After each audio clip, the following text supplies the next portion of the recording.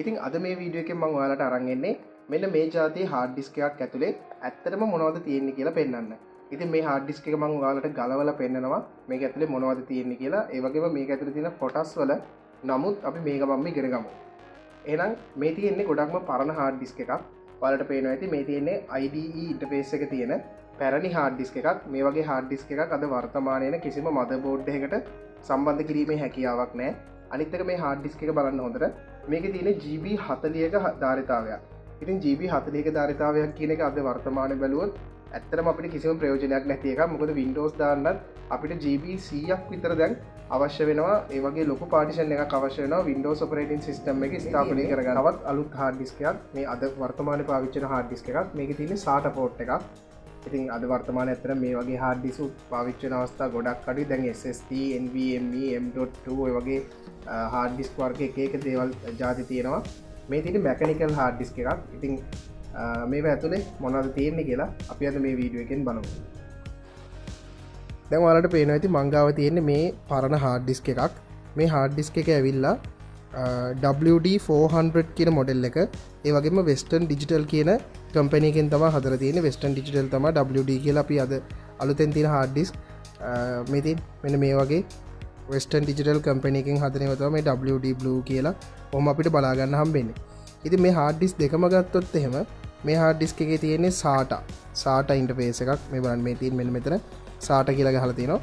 මේ hard disk එකේ තියෙන්නේ මේක ගහලා නැහැ කොහෙවත් මෙතන ගහලා තියෙනවා. මේ තියෙන්නේ IDE hard drive කියලා තියෙනවා. ඉතින් IDE කියන්නේ මෙන්න මේ වගේ port එකක් තියෙන මෙන්න මේ වගේ මේ ඔයාලට පේනවා ඇති මෙන්න මේ જાතියේ දිග IDE port එකක් තියෙන hard disk තමයි IDE hard disk කියලා කියන්නේ. හැබැයි මේ hard disk එකේ ඔයාලට බලා ගන්න හම්බෙන්නේ මෙන්න මේ જાතියේ SATA port එකක්.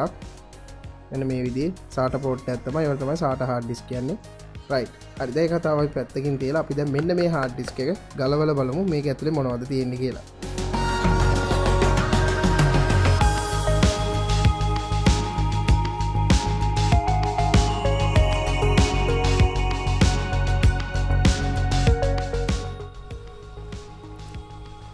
මේ තියෙන්නේ hard disk එක ගැලවුවට පස්සේ ඔයාලට පේන විදිය. හොඳට බලන්න මෙන්න මේ වගේ disk එකක් තියෙනවා මේ hard disk එක ඇතුලේ. මේ disk එකට අපි කියන්නේ platter එක කියලා. අපිට සිංහලෙන් මේකට තැටිය කියලා කියන්නත් පුළුවන්. මේ disk එක අල්ලගෙන ඉන්න තැන, ඒ කියන්නේ මෙන්න මෙතනට අපි කියනවා ස්පින්ඩලේ කියලා. ඒ වගේම මෙන්න මේ arm එක, මේ බාහුවට අපි කියන්නේ actuator arm එක කියලා. ඒ වගේම මෙන්න මෙතන තියෙන මේ actuator arm එක එහෙට මෙහෙට අරන් යන මේ කුඩා මෝටර් එකට අපි කියනවා actuator එක කියලා. ඒ වගේම මේ කෙරවලේ තියෙන මෙන්න මේ head එක. ඒ කියන්නේ මේක කියවන්න read සහ writing වලට පාවිච්චි කරන මේ කොටසට අපි කියන්නේ head එක කියලා. දැන් ඒක සවුත් වෙලා තියෙන අපි මේක ඕපන් කරපු හින්දා.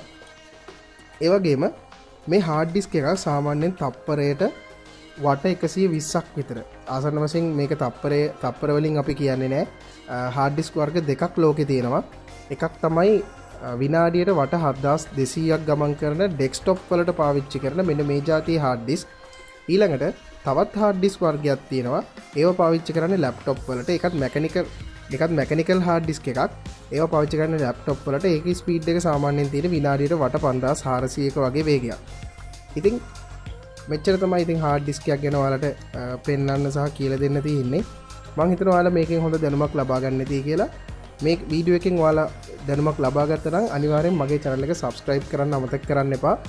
ඒ වගේම ඊට එහා පැත්තෙන් තියෙන bell icon එකත් click කරන්න. කමෙන්ට් එකක් දාගෙන යන්නත් අමතක කරන්න එපා. එහෙනම් අපි මේ වගේම වීඩියෝ එකකින් හමු වෙමු. හැමෝටම සුබ දවසක්.